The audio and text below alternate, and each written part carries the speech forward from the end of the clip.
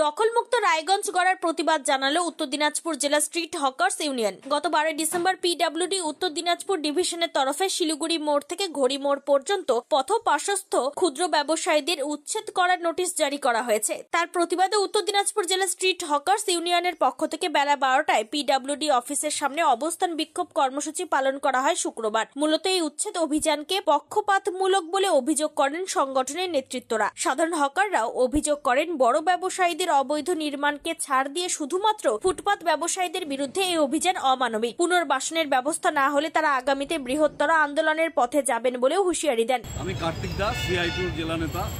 আজকে কি করছেন এখানে? আজকে আমাদের উত্তর দিনাজপুর জেলা স্ট্রিট হকার্স ইউনিয়ন তাদের পক্ষ থেকে এই পিডব্লিউডি অফিস তারা ইতিমধ্যে একটা গত 11 তারিখের তারিখ দিয়ে নোটিশ জারি করেছে। 12 তারিখ আমাদের হকার ভাইরা যারা এই মূলত হরিমোড় থেকে শিলিগুড়ি পর্যন্ত পথের ধারে ব্যবসা বাণিজ্য করে খায়, ছোটোখাটো ব্যবসা করে খায়, চায়ের দোকান, কেউ ছোটো ছোটো সাপ্লাইয়ের কাজ করে, তাদেরকে উচ্ছেদ করতে বলা হয়েছে। তাদেরকে অবিলম্বে 15 দিনের মধ্যে তাদের দোকানপত্র সব গুটিয়ে নিতে বলা হয়েছে, না হলে সরকারের পক্ষ থেকে প্রয়োজনীয় ব্যবস্থা গ্রহণ করা হবে।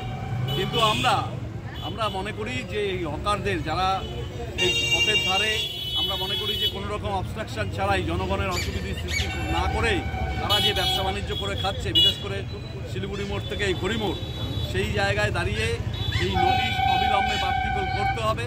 আমরা মনে করছি যে এই নোটিশের মধ্য দিয়ে পক্ষপাতমূলক নোটিশ জারি করা হয়েছে এটা। কারণ আমরা জানি এই রাস্তার মধ্যে বড় বড় বিল্ডিং রয়েছে। পিডব্লিউডি জায়গার উপরে যদি রাস্তাটা দেখা যায়, সেখানে অনেক বিল্ডিং পড়বে, বড় বড় মানুষদের, বড় লোকদের বিল্ডিংগুলো আছে, অনেক প্রভাবশালী মহলের দোকান আছে। তাদেরকে কোনো নোটিশ দেওয়া হোক। ওই রাস্তায় ড্রেনের উপরে যারা ছোটোখাটো ব্যবসায়ী ব্যবসা করে খায়, তাদের বিরুদ্ধে সরকারের যত সব আক্রমণ, তাদেরকে নোটিশ দিয়ে উচ্ছেদ করবার কথা বলা হলো। আমরা এই পক্ষপাতমূলক নোটিশ মানছি না, তাই আজকে আমরা এখানে হকার্সদের দাবি নিয়ে অবস্থান বিক্ষোভ এবং আমরা ডেপুটেশন কর্মসূচিতে সামিল হয়েছি। আমরা দাবি জানাচ্ছি যে এই বেআইনি নোটিশ বলা ভুল, এই নোটিশ যেটা জারি করা হয়েছে সেটা উচ্ছেদ করা হলে আমাদের হকার্স ভাইদের, ক্ষুদ্র ব্যবসায়ীদের পেটে লাথি মারা হবে। সেই নোটিশ অবিলম্বে প্রত্যাহার করতে হবে এবং আমাদের হকার্সদের স্থায়ী সমস্যার সমাধানের জন্য হকার্সদের পুনর্বাসনের ব্যবস্থা করতে হবে। এই সব দাবি নিয়ে আমরা আজকে এখানে অবস্থান কর্মসূচিতে সামিল হয়েছি। আমাদের চলবে, ঘন্টা 2 অবস্থান চলবে এবং আজকে অবস্থান করে আমাদের রায়গঞ্জ শহরের মধ্যে যেহেতু ঘটনা, আমাদের রায়গঞ্জ পৌরসভা, যিনি এখন প্রশাসক, প্রাক্তন পৌরপতি সন্দীপ বিশ্বাস মহাশয়ের সাথেও কথা হয়েছে, তাকেও আমরা স্মারকলিপি আমরা দেবো ডেপুটেশন আজকের কর্মসূচির পরে। এক্সিকিউটিভ ইঞ্জিনিয়ারের কাছে যিনি নোটিশ জারি করেছেন, উনি নোটিশ জারি করেছেন, খুব স্বাভাবিকভাবে আমাদের দাবি তাদের কাছেই থাকে। যদিও পিডব্লিউডির দায়িত্বপ্রাপ্ত আধিকারিক সরজিৎ মণ্ডল সমস্ত বিষয়টিকেই আইন মোতাবেক এবং জনস্বার্থ বিষয়ক বলে উল্লেখ করেন। তিনি এই প্রসঙ্গে কি বলেছেন শুনব। স্যার, আপনার নাম এবং ডেজিগনেশন যদি বলেন। আমি সরজিৎ মণ্ডল, এক্সিকিউটিভ ইঞ্জিনিয়ার, উত্তর দিনাজপুর ডিভিশন পিডব্লিউডি। বলছি, আজকে সিআইটিউ এর পক্ষ থেকে একটা ডেপুটেশন আয়োজন করেছে এবং এরা একটা পিকেটিং করছে, সেই ব্যাপারে যদি কিছু বলেন।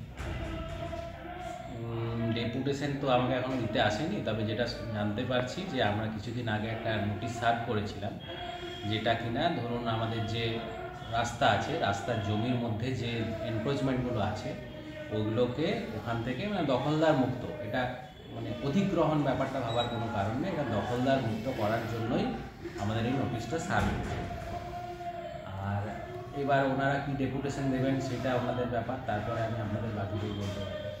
বলছি যে এই যে দখলদার মুক্ত আপনারা নোটিশটা করেছেন, এটা তো প্রতিবারই আমরা শুনি যে এটা হয়ে থাকে, 2022 সালেও হয়েছে, কিন্তু সেই জায়গায় থেকে অরিজিনালিটি কিছু আমরা দেখতে পাচ্ছি না। কেন রায়গঞ্জ শহর যানজট মুক্ত, একদম এখনো পর্যন্ত সেই যানজট পড়ে রয়েছে এবং আমরা প্রতিটা মুহূর্তে একটা ভয়ের শিকার হয়ে থাকছি। মানে কি কারণে নোটিশটা তাদের দেওয়া হয় সেটা একটু বলুন।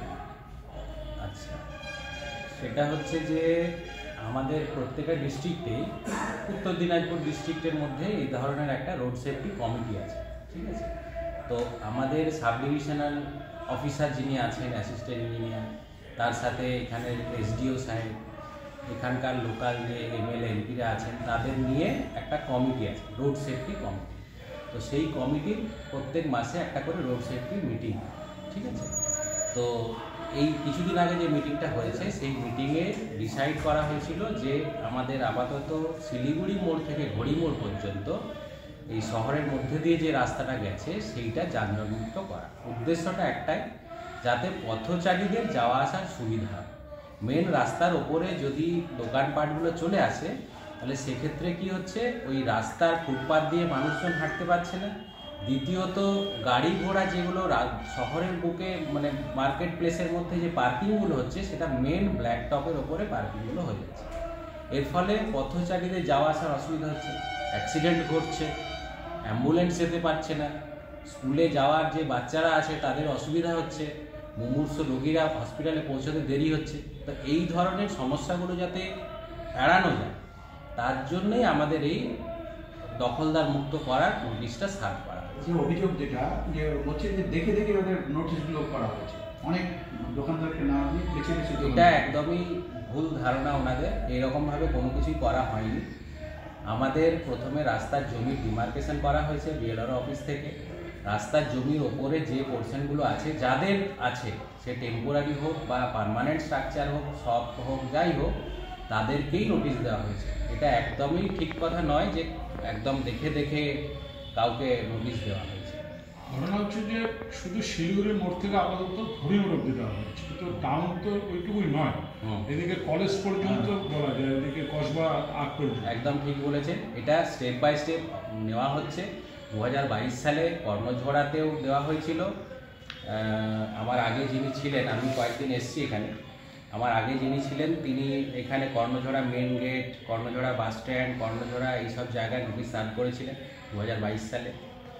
এখন আপাতত যেটা করা হয়েছে, এটা শিলিগুড়ি মোড় থেকে ঘড়ি মোড় পর্যন্ত নোটিশ সার্ভ করা হয়েছে 163 জনকে। আর পরবর্তীকালে যে টাউনের অংশটা আছে সেখানেও নিশ্চয়ই নোটিশ সার্ভ করা হবে। কিন্তু এটা কি বাস্তবায়িত হবে আদৌ? আমরা কোনোবার কিন্তু দেখিনি যে এটা বাস্তবায়িত হয়েছে। এই আন্দোলন এই পার্টি লেভেলের একটা চাপ করে রায়গঞ্জ মুখ থুবড়ে পড়েছে চিরদিন, এবং সেই শিকার আমরা। সেই জায়গায় দাঁড়িয়ে থেকে কতটা অ্যাসিওর করতে পারবেন আপনি যেটা বাস্তবায়িত হবে? দেখুন, এটা বাস্তবায়িত করাটাই আমাদের উদ্দেশ্য। বাস্তবায়িত কতটা করা যাবে কি যাবে না সেটা এখনই বলা সম্ভব নয়। আপাতত যে নোটিশটা সার্ভ করা হয়েছে, এরপরে আমাদের আরও প্রসেস আছে। এটা নোটিশটা সার্ভ করা হয়েছে হাইওয়ে অ্যাক্ট 1964 এই অনুযায়ী করা হয়েছে। ওই অ্যাক্টে যা আছে সেরকমভাবে পরবর্তী পদক্ষেপ নেওয়া হবে, এবং এই জিনিসগুলো একা একা ডিসিশন নেওয়া যায় না, কমিটির ডিসিশন অনুযায়ী সেটা করা। আর আমরা আশা করছি দখলদার মুক্ত করা যাবে এবং জনগণকে একটা আমরা পরিষেবা দিতে পারবো, মানে দখলদার মুক্ত রাস্তা দিতে পারবো। রায়গঞ্জ থেকে প্রবাল সাহার রিপোর্ট, টাইমস 14 বাংলা। সব মাই চায় মেয়েকে রাজরানীর মতন সাজাতে, সাজিয়ে তুলতে চায় সোনার গয়নায়। ওরিয়েন্ট জুয়েলার্স, সোনা যা সর্বক্ষণের।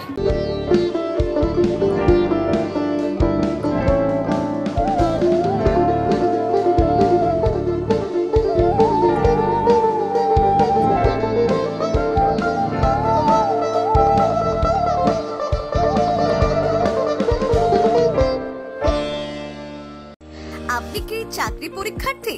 চাকরি পরীক্ষার বই খুঁজছেন? তাহলে আজই চলে আসুন সৌরভ বুক অ্যান্ড ম্যাগাজিন সেন্টারে। এখানে BSc, WBCS, bank, rail, ICDS, nursing, ANM এবং জিএনএম সহ কেন্দ্রীয় ও রাজ্য সরকারি সকল চাকরির পরীক্ষার বই ও ম্যাগাজিন পাওয়া যায়। আমাদের ঠিকানা ঘড়িমোড়, মোহনবাটি, রায়গঞ্জ। বিস্তারিত জানতে যোগাযোগ করুন 9002904090 অথবা 9434347016।